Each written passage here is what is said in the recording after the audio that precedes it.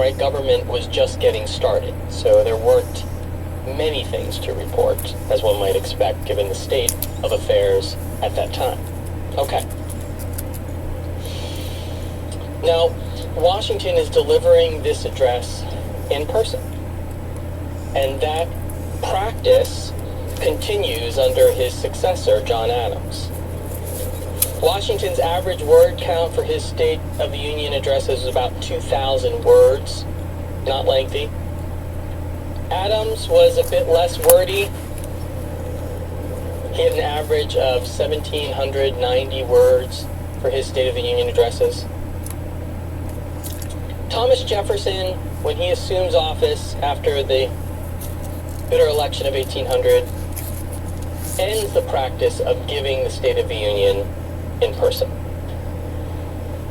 He believed that the ceremony itself smacked of monarchy, and we are well aware of Jefferson's views on monarchs, and he thought that this speech was far too similar to the king's speech from the throne. But I thought it might be useful.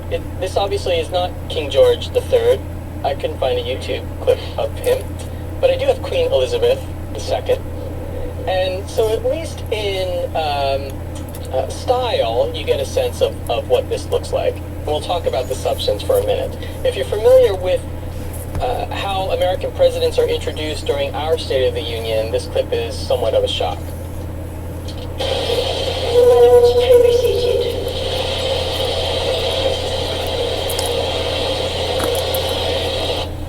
Now what she does there is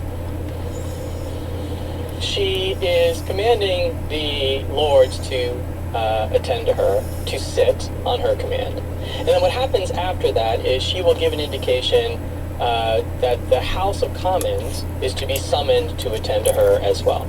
Now what's interesting about the way that the British do this is that neither the Queen nor the House of Lords is where actual political power resides in the United Kingdom. But during this address, which is very formal, there's no applause, right? She's actually reading the words that the government has written for her. The government will stand in the back. The House of Commons, the Prime Minister, the Cabinet, the opposition, they all stand in the rear after being summoned by the Queen. Now they do slam the door in the face of her messenger, who's called Black Rod, and but they open it. Black Rod will enter and then command them to attend Her Majesty, right? This is all a little bit too much for Thomas Jefferson, right? This class is part of a course called The American Presidency. Peter Ubatasia, political science professor, Stonehill College.